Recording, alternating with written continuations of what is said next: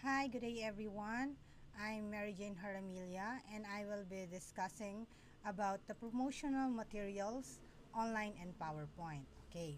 So, in today's fast-paced and digitally driven world, the art of crafting compelling promotional materials has become more crucial than ever for businesses and organizations striving to stand out in the crowded marketplace. Whether through captivating online campaigns or dynamic presentations in PowerPoint, the ability to engage, inform, and inspire your target audience is paramount to achieving your marketing objectives and driving meaningful results.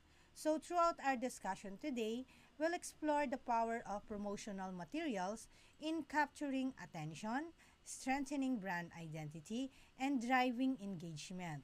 We'll delve into the strategies and techniques for creating impactful materials that resonate with your audience, whether they're browsing your website, scrolling through social media, or attending a live presentation. So, from the strategic use of visuals and content to the targeted distribution of materials, we'll uncover the key elements that contribute to the success of promotional campaigns both online and in PowerPoint. Then we'll discuss how compelling design, strategic messaging, and targeted distribution can elevate your promotional efforts and help you achieve your goals. So, whether you're promoting a new product, launching a campaign, or hosting an event, we're going to explore the power of promotional materials, and we're going to uncover the strategies for success in today's digital landscape. Okay, and now let's dive in and unlock the potential of your promotional efforts together. We'll start by crafting a compelling online content. Okay. So, in the digital age, clear and concise content is paramount for captivating your audience. So, it means that we need to have a clarity. Okay, we need to prioritize our clarity. We need to avoid jargon and technical language. We need to use a tone that resonates with your target. So, when we talk about avoiding jargon and technical language, we are essentially aiming to communicate in a way that everyone can easily understand. So, instead of using a specialized terms that might confuse people, we focus on clear and straightforward language that resonates with your audience. So think of it like this. Imagine you are explaining a complex concept to a friend who isn't familiar with the topic. So you wouldn't bombard them with fancy terminology or intricate details. Instead, you'd break it down into simple, digestible pieces that they can grasp easily. So avoiding jargon and technical language, we make our communication more inclusive and accessible to everyone. So it ensures that nobody feels left out or overwhelmed by complex terminology. Plus, it helps to foster clearer understanding and effective communication overall. So whether you're explaining a new idea, pitching a product, or simply having a conversation, remember to keep it clear, concise, and free from unnecessary jargon. That way, you'll connect better with your audience and get your message across more effectively. Next is streamline navigation. Okay. Ano naman kayong streamline navigation? Here, the meaning is we need to ensure that our website or presentation structure is logical and straightforward, making it easy for users to find information. So it means when it comes to designing a website or crafting a presentation, the structure plays a crucial role in ensuring that users can easily find that information they need. Okay? Ensuring that users can easily find the information they need. So think of it like building a roadmap. Okay, you want to create a clear path for your audience to navigate through without getting lost or confused. So first and foremost, start by defining the main objectives or key points you want to convey. This will serve as the foundation for your structure. Arrange these points in a logical order. considering the flow of information and how each piece connects to the next. Next, break down your content into manageable sections or categories. Then organize them in a way that makes sense and follows a natural progression. For a website, this might involve creating distinct pages or tabs for different topics. In a presentation, you could use slides to separate each main point or section. So once you have your sections in place, make sure to deal them clearly and intuitively. Use descriptive titles and headings that accurately represent the content within. This will help users quickly identify what they're looking for and navigate to the relevant section with ease. In addition to clear labeling, consider incorporating navigation tools such as menus, buttons, or links that will help the users move between sections seamlessly. For websites, a well-designed menu bar or navigation panel can significantly enhance the user experience.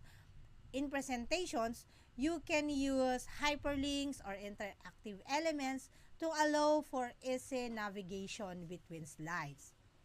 Finally, don't forget to maintain consistency throughout your structure. Use the same organization principles and formatting style across all sections to create a cohesive user experience. Consistency helps users familiarize themselves with the layout and reduce confusion.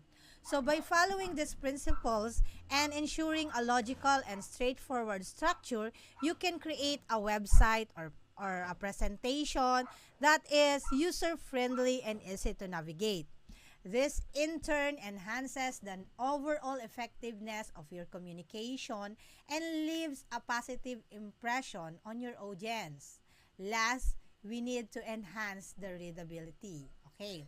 Use visual, concise paragraphs and strategic formatting to make your content easy to digest and retain. So, when it comes to creating a content that is easy to digest and retain, visuals, concise paragraphs, and strategic formatting are your best friends.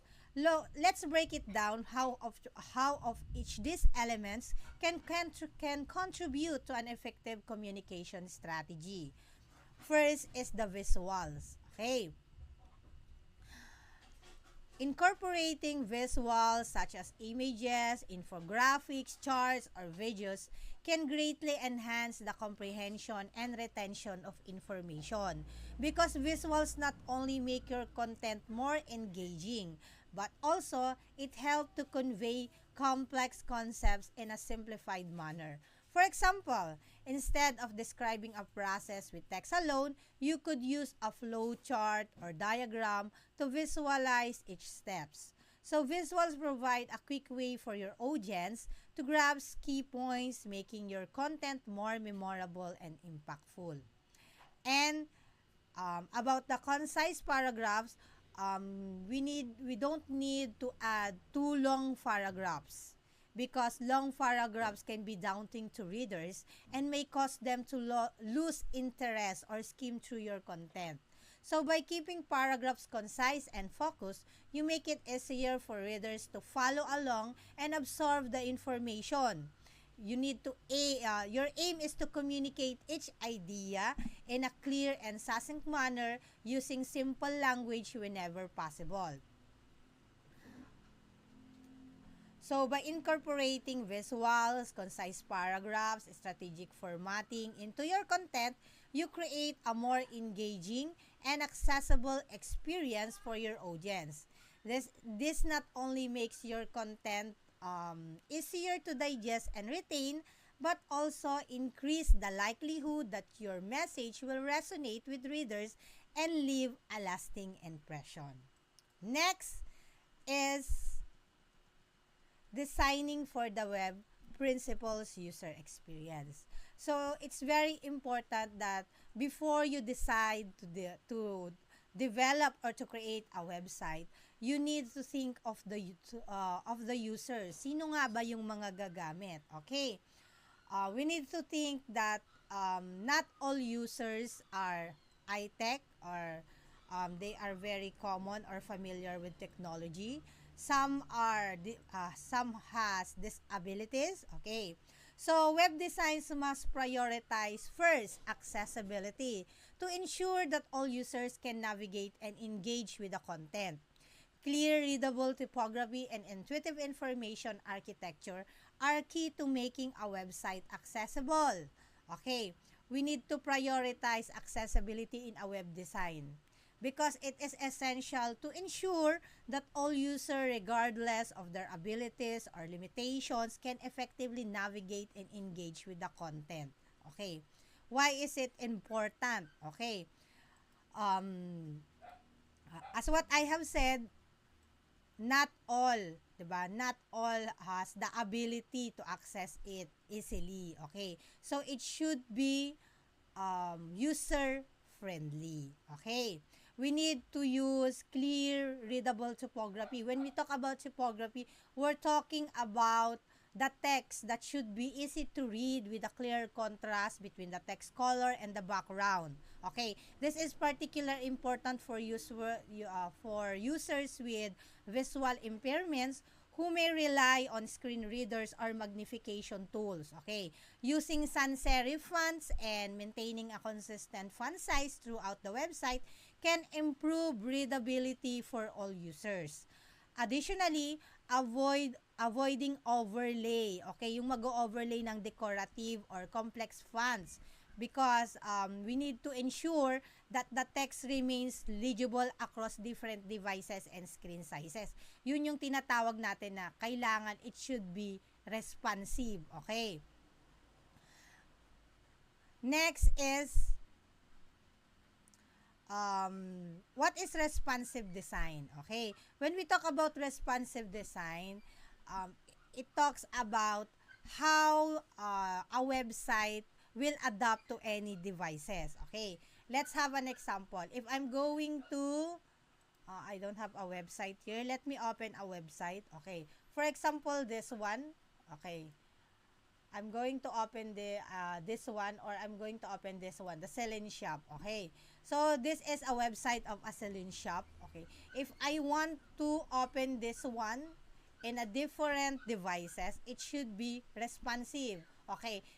In this area are the code. On the right part are the codes that the programmer did.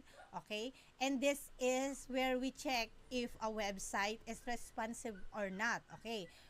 Here is the dimension. Okay, we can choose from here different type of mobile. Okay, for example, I will choose Samsung Galaxy S8. Okay, since the size of the device changes, the website also become responsive to the new size of that device. Okay, if I'm going to change this one again into iPad Pro, it automatically change. And if I'm going to exit this one and bring it back to device or the website view, this is how it looks like. Okay. So responsive design is indeed crucial for delivering a seamless and consistent user experience across a wide range of devices, including desktop, tablets, and mobile phone. So we need to think about the device compatibility. So with the increasing variety of devices used to access website, it is essential to ensure that your website is compatible with all of them. Responsive design allows your website to adapt dynamically to different screen sizes and resolution, ensuring that users can access your content regardless of the device they're using. So whether someone is accessing your site from a large desktop monitor or small smartphone, the responsive design ensures that the layout and functionality, okay, that the layout and functionality of our website, sana ba ako?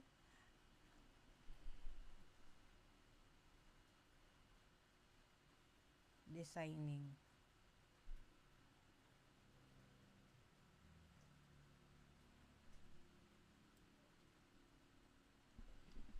Okay. Wait lang po. Nawala ako.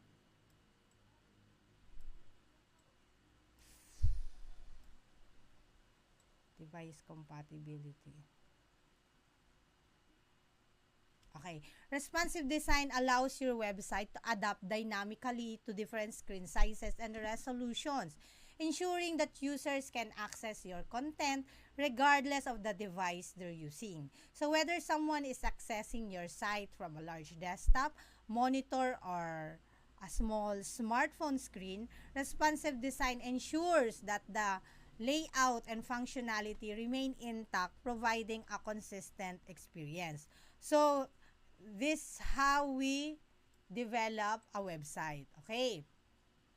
So, by the use of this meta, okay, by the use of this meta name viewport content with device with the initial scale 1, we already develop as a website that is responsive. So, these are all the codes that we are using to develop a system. So, I'm not going to discuss anything about this one because this is more on the IT part. Especially in this part on how the functionality or how the movement of those website, kung paano yung pag-click mo it goes to another pages and then it has some animation and everything. So that's the use of the JavaScript. Okay, so I don't need to explain to you how these codes really works. Okay, but I just show you how what are the codes behind, okay, behind those web pages that you saw or that you open every time that you click on a link or a website. Ito po yung mga codes na ginagawa ng mga programmers natin. Okay, so next is the visual hierarchy. Okay, when we talk about visual hierarchy, we're talking about the strategically arrangement of the content and elements, okay, that can create a visual hierarchy that guides users' attention to the most important information. Okay, for example, let's go to this Celine. Okay, so they arrange their content, okay, from their menus, okay, they already arrange it, okay, from the ultralight to the new arrivals to their shoes. Okay, they have different types of shoes, they have different types of bags, they have different apparel, featured collections, and many more. Okay, so if you're going to scroll down, they have those bestsellers. Okay, so they strategically arrange their content and elements to create a visual hierarchy because arranging content is a fundamental principle in design that helps guide users' attention to the most important information on a web page or a document. Okay, so first is that we need also to think about the size and placement, and then the contrast and the color, and the typography that they use. Okay, this is the typography. What type? Okay, if you're going to look at the typography of the Celine, okay, they use sans serif, and then all the way down, they have that consistent type of the font. Okay. Then they have some white space. Okay. The white space are here the negative. Okay, yung mga negative yan para hindi siya masyadong crowded. Okay, these are the negative spaces or white space in an empty space between elements of a page. So it helps to create a balance and improve readability and will guide the user's focus toward important content by strategically incorporating white space around key elements. So you can increase their prominence and reduce visual clutter, making it easier for user to digest the information. Okay. Next is their alignment and grid layouts. Okay. This one, they created the grid, 2 grids. Okay. This is 4. Okay. And then they have this design here and then 2 here. Okay. So, consistent alignment and use of grid layouts contribute to a cohesive visual hierarchy by organizing elements in a structured and predictable manner. So, aligning these elements along a grid helps establish relationship between them and creates a sense of order and harmony. So, this will make it easier for user to scan the content and understand its structure. Okay, so by strategically arranging content, okay, and elements to create a clear visual hierarchy, you can effectively guide your users' attention to the most important. So, this is the most important. Ito kasi yung new arrival nila. So, to the most important information and to improve the overall user experience. So, this will ensure that users can quickly find what they're looking for and engage with the content more effectively. Okay. Next is captivating design. Captivating web design. Okay. So, effective web design prioritize a clean and cluttered layout that immediately grabs the user attention by showcasing concise, high-impact content. So, you can keep visitors engaged and guide them through your key messaging. So, captivating website design is not just about aesthetics. It's about creating an immersive digital experience that resonates with your audience and drive engagement. Okay. So, if you're going to design a captivating web design, it should be clean and uncluttered layout. So, if you're going to go back to the Celine website, 'di ba? So, they use grids and then it is very clean and uncluttered layout. They have that concise and high impact content. The images are visually striking and they have used cohesive and memorable branding. And then they use centric navigation. Okay. So in summary, in captivating web design, it is a combination of clean and uncluttered layouts, concise and impactful content, visually striking imagery. Okay, if you're going to visualize their image, okay, it is really a visually striking imagery. So they have that cohesive branding and user-centric navigation. So by prioritizing these elements, you create an immersive digital experience that resonates with your audience, drives engagement, and ultimately contributes to the success of your online presence. So this is an example of a well-designed web page. Okay. This is the page of an Apple website. Okay. Apple's website, this is a great example of a well-designed web page. Why? Because the visuals are streamlined and high quality, putting the focus on their product. So, the site has an intuitive structure and logical organization, making it easy for users to find what they need. Each product page features large, high-quality images that showcase the products. So the description are concise but informative, guiding user through the brand's offering. Another one is Airbnb website. So this is again another example of a well-designed website. Why? Because it has a clean, modern look with bright natural materials and cozy furnishings. The use of ample white space and vibrant imagery creates a visual captivating experience. The clear topography and layout help streamline the booking process for travelers. So Airbnb's design effectively showcases their diverse property listing in an user-friendly way. Okay, it is a user-friendly. Okay, next is the Nike. Okay, Nike's website is a powerful branding and marketing tool that combines striking visuals and interactive elements to create an immersive user experience. So the website seamlessly integrates product showcases, captivating videos, and inspiring athlete stories to highlight Nike's diverse offerings and brand values. The dynamic layout and vibrant colors draw users in, while the intuitive navigation and high-quality imagery guide them through the website's content. So this engaging online presence helps strengthen Nike's brand identity and connect with consumers in a meaningful way. Another one that we're using most of the time is the Shopee. So we had website view and an application. So, Shopee is a leading e-commerce platform that operates across various Southeast Asian countries and regions. It was founded in 2015. So, Shopee has quickly emerged as one of the largest and most popular online shopping destination in the region, especially during the pandemic. Okay. At its core, Shopee serves as an online marketplace where buyers and sellers can connect and transact with each other.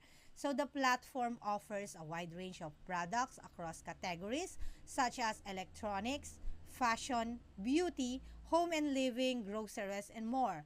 So users can browse through millions of listings from both local and international sellers, making it a one-stop shop for all their shopping needs. So one of the key features of Shopee is its user-friendly interface and mobile-first approach. So the platform is accessible via website, or you can download it in an iOS or in the Android version. So the app's intuitive design and robust features make it easy for users to search for products, compare prices, read reviews, make purchase, and track their orders, all from the convenience of their smartphone. Shopee also offers various payment options, 'di ba? May mga options tayo to pay. We can pay using credit debit cards, bank transfers, cash on delivery, and digital wallets like GCash. Okay. In addition to its marketplace function, Shopee also has expanded its service to include other features such as Shopee Mall. Okay, I love shopping at the Shopee Mall. Yun talaga, I think more legit if you're going to shop on the Shopee Mall. Okay, and I always do paying using a digital wallet. Okay. Overall, Shopee has revolutionized the way people shop online, especially talaga during the pandemic time. And sometimes it is more convenient just to shop via Shopee, or the other one is Lazada, because with just the click of your hand, 'di ba? You can choose whatever things or beauty products that you want to order online. Okay. So Lazada and Shopee, they are both available in both its website and mobile app. Okay, they have both intuitive design that allows users to search for products. Okay, now we're going to craft PowerPoint presentation. Okay, this is an example of the PowerPoint presentation that I'm already showing you. So I created this PowerPoint presentation using an MS PowerPoint. Okay, so I just get some bits of designs and idea templates online, so you can download that online, or you can just use whatever templates that the MS PowerPoint is offering. Okay, so how do we craft an online PowerPoint slides? Okay, so the key message of this slide is the importance of crafting concise, impactful PowerPoint presentation. So each point on the timeline highlights a critical element to consider when designing an effective slides. So start by keeping the message on each slide clear and focus to maintain your audience attention. Okay. We need to use minimal text. We need to highlight only the most essential information and complement it with high quality visual. Okay. So, first is that we need to create a clear, impactful message with a minimal text. Okay. Then, we need to ensure a cohesive flow throughout the presentation, guiding the audience smoothly from one idea to the next. Then we need to leverage consistent branding elements such as the colors, the use of fonts, the use of logos, and we need to create a memorable visual identity, because the goal is to deliver a polished professional presentation that effectively communicates your message. So this slide is about crafting a cohesive PowerPoint presentation. Okay. So crafting a cohesive PowerPoint presentation is essential for effectively communicating your message and engaging your audience. So by weaving together a visually cohesive narrative, you can create a seamless, immersive experience that captures attentions and leaves a lasting impression. Okay. First is that we need to use a cohesive color palette. Okay. We need to select a color palette that reflects your brand's personalities and values. So you need to use primary and secondary color that are consistent with your brand guidelines and logo. So you need to limit your palette to a few key colors to maintain visual harmony and avoid overwhelming the audience. So you need to apply these colors consistently throughout your presentation for headers, text backgrounds, and accents. Next is the use of branded graphics. Okay, you need to incorporate branded graphics such as logos, icons, and imagery that reinforce your brand identity. Use high quality graphics that align with your brand styles and messaging. For this example, the Apple, the Shell, the Volkswagen, and then the Pepsi. Okay, you need to place your logo strategically on each line or on each slide, typically in a corner at the bottom or to maintain visibility without distracting from the content. So consider creating a custom graphics or templates that feature your brand elements for a more polished and professional look. Next is uniform formatting. Okay, we need to maintain uniform formatting across all slides to create a cohesive visual presentation. You need to use the same font styles, font sizes, and formatting for headers, body text, bullet points throughout your slides because consistency in formatting will help establish a clear hierarchy of information and makes it easier for the audience to follow along. So align text and graphics consistently on each slide to create a balanced and visually pleasing layout. We need to create this, if you want to create some custom slide templates, okay, the MS PowerPoint is offering different types of templates. You just go to the, for example, if I'm going to create a new one, okay, wait lang, I'll be showing you. If I'm going to create new PowerPoint presentation, we have a lot of templates available, okay, through the use of the MS PowerPoint. I don't know in the WPS because I never tried using WPS. But we also have a lots online, okay. The problem if you're going to create an online presentation is that if you don't have an internet, okay, those animations or those notes that you put there, hindi mo po siya mababasa. Not like when you are creating or crafting a PowerPoint presentation using MS PowerPoint, okay, online or offline, you can easily present your PowerPoint presentation. Let's go now to the examples of those online presentations. Okay. One of those presentation is the Netflix. Okay. Netflix presentation are renowned for their creativity and innovative approach. Okay. Let me open my Netflix. Okay. So, this is my Netflix, okay, screen. Okay. In the Netflix screen, okay, they are renowned for their creativity and innovative approach. So the feature dynamic animations, okay, the bold graphics and engaging storytelling. This helps showcase the company's diverse content and strategic vision. The presentation captivate audiences by blending visually stunning elements with a compelling narrative. Okay, this reflects Netflix commitment to pushing the boundaries of traditional slide decks. The innovative presentation style sets Netflix apart and helps communicate their brand and vision. Okay, if you're going to click on this side, okay, it is already presenting what are the movies that you want to watch next. Okay, if you want to search for the different genres, okay, you can create, you can, I mean to say, you can search for those different genres that you want to watch. Okay, so these are the movies that I'm watching. So if you're going to click on the slides like that, these are all the list of the movies that I am watching or I already watch. Okay. Next is the NASA. Okay. The NASA's exemplary presentation. Okay.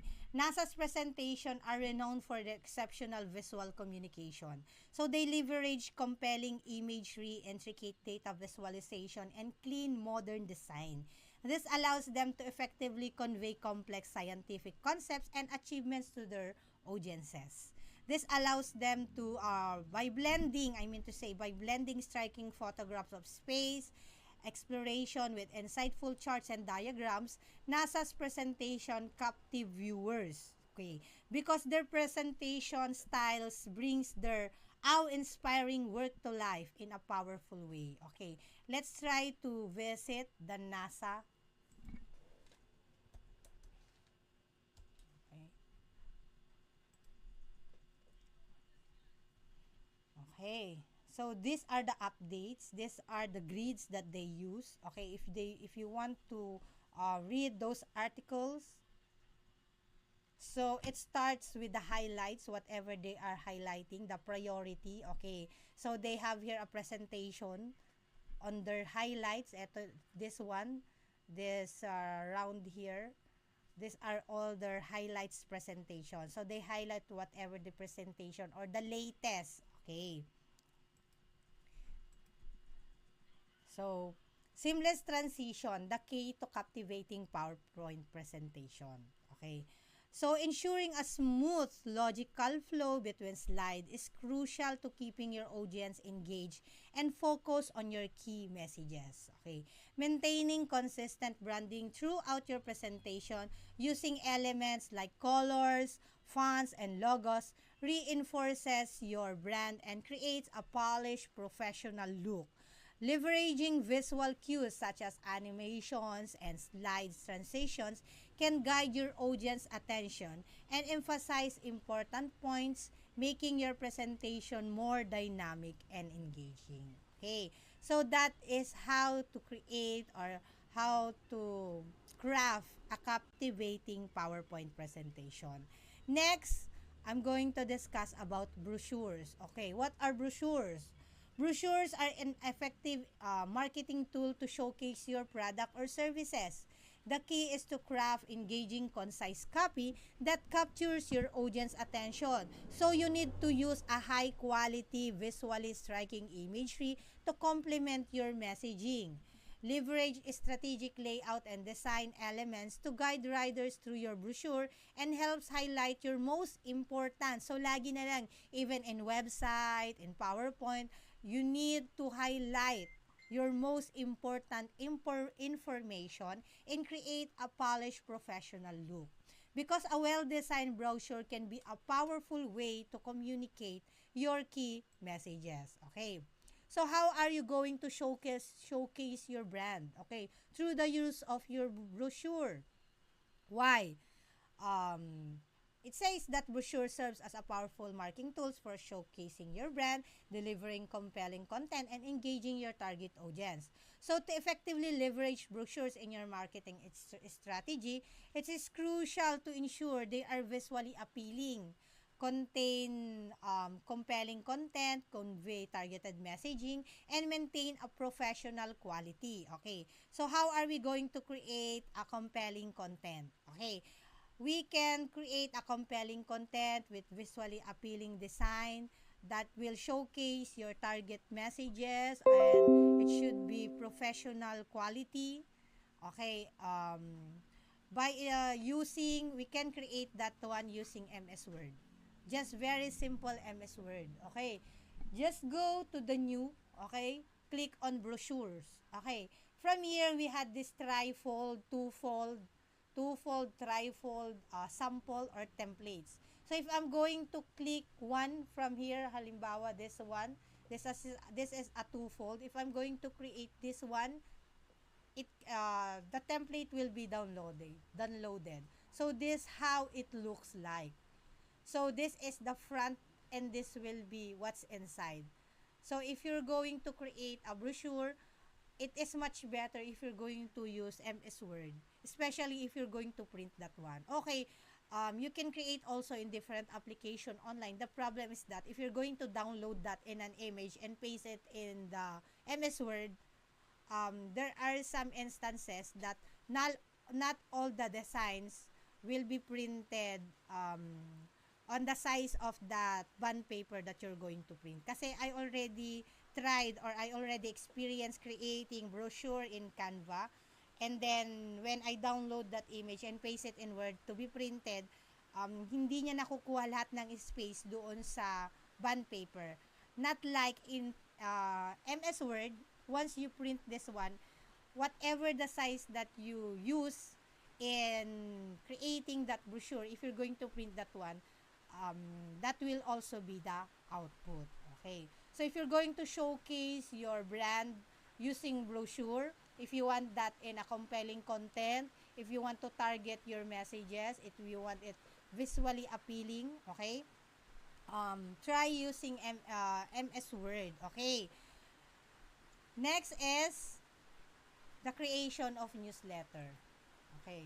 Newsletters are a powerful tool for building and strengthening relationship with your audience. Okay.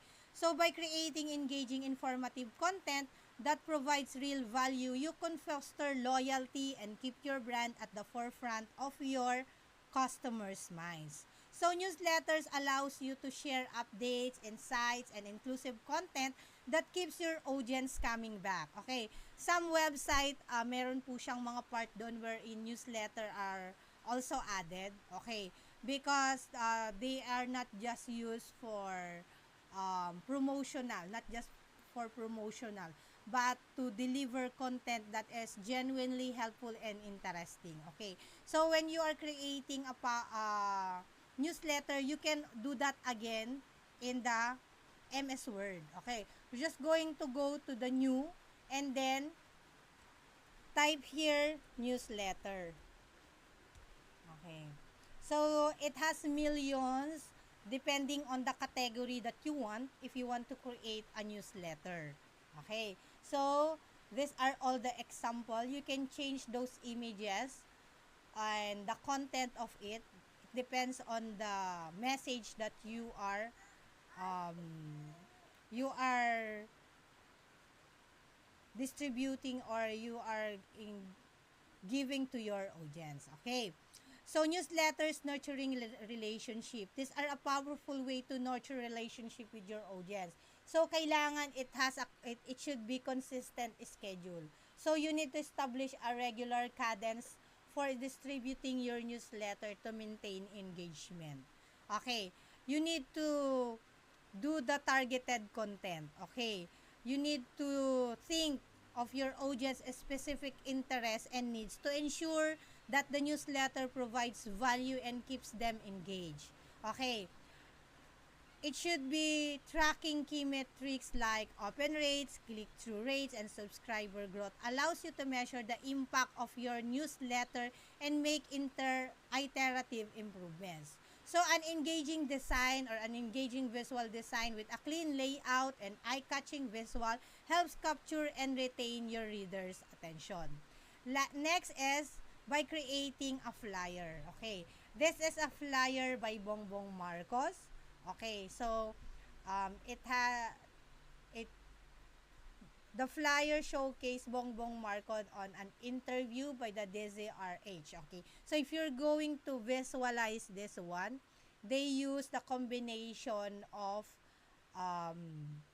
fonts. Okay, they have different font style, different font size, font color that showcase Bongbong Marcos. Okay, so flyers are compact, affordable way to quickly share your message and grab the attention of your target audience. So with a bold, eye-catching design and compelling content, flyer can effectively promote your products, services, or events. So the key is to create a flyer that stand out and compels people to take a closer look. Okay, once you saw that one, once you saw the face of Bongbong Marcos, you become interested. Okay, ano kaya yung nandito? Why is the image of Bongbong is being used in this flyer? Okay, so if you're going to create a flyer, I suggest again using the MS Word. Okay, Just type flyers. Okay. Then, different type of flyers will be available using MS Word. Okay. Depending on the category that you want to use again. Okay. This is an example of the flyer of the Starbucks. Okay, it grabbed the attention of the drinkers of coffee in Starbucks because it has a captivating headline. It is a clear call to attention and impactful visuals. Okay. So by implementing these strategies, you can create flyers that effectively grab attention, engage your audience, and drive action. So remember to focus on creating visually striking designs, crafting compelling messaging, and distributing your flyers strategically to maximize impact and results. Okay. So what is the connection of technical writing for these promotional materials? So technical writing plays a crucial role in designing promotional materials by ensuring that the content is clear, accurate, and effectively communicates the intended message to the target audience. So you need to create uh, clarity, and precision. Okay. It focuses on conveying information in a clear and precise manner, which is essential for promotional materials to be easily understood by the audience. It should has accuracy and credibility. Okay. We need to be able to material should need to be accurate and credible to build trust with the audience. So technical writers ensures that the information presented is factually correct and supported by evidence or data whenever possible. This helps establish credibility and reinforces the legitimacy of the product or services being promoted. Okay. Audience understanding. Okay. So technical writers analyze the target audience and tailor the content of promotional materials to resonate with their needs, preferences, and pay points. By understanding the audience perspective, technical writers can craft messaging that speaks directly to their interests and motivations, increasing the effectiveness of those promotional campaigns. Next is the consistency and branding. So technical writers ensure consistency in messaging and branding across all promotional materials, maintaining a unified voice and style that reflects the organization's identity and values. Consistent messaging helps reinforce brand recognition and foster a cohesive brand experience for the audience whether they encounter the promotional materials online, in print, or in person. Lastly, compliance and legal considerations. So technical writers ensures that promotional materials comply with relevant regulations, industry standards, and legal requirements. This includes adhering to advertising guidelines, disclosing any necessary disclaimers or terms and conditions, and avoiding misleading or deceptive claims. So, technical writers work closely with legal and compliance teams to ensure that promotional materials are ethically and legally sound. Okay. So, in other words, technical writing plays a vital role in designing a promotional materials by ensuring clarity, accuracy, credibility, audience understanding, consistency, and compliance. So, by leveraging technical writing principles and techniques, organizations can create promotional materials that effectively engage their target audience, drive action, and achieve their marketing objectives. Okay. So the power of promotional materials. So by mastering and crafting compelling promotional materials, both online and in PowerPoint, you can effectively engage your target audience, strengthen your brand, drive meaningful results for your organization. So you need to embrace the power of captivating design, strategic content, targeted distribution, to elevate your promotional efforts and achieve your goals. So, crafting compelling promotional material is a powerful tool for businesses and organizations to engage their target audience, enhance brand recognition, and achieve their marketing objectives. Whether it's through online or presentation in PowerPoint, the art of promotional material creation can make a significant impact. And the, as And lastly, as we come to the end of our discussion on promotional materials, both online and in PowerPoint, I hope you've gained valuable insights into the power of marketing, effective marketing communication, and the strategies for creating compelling promotional content.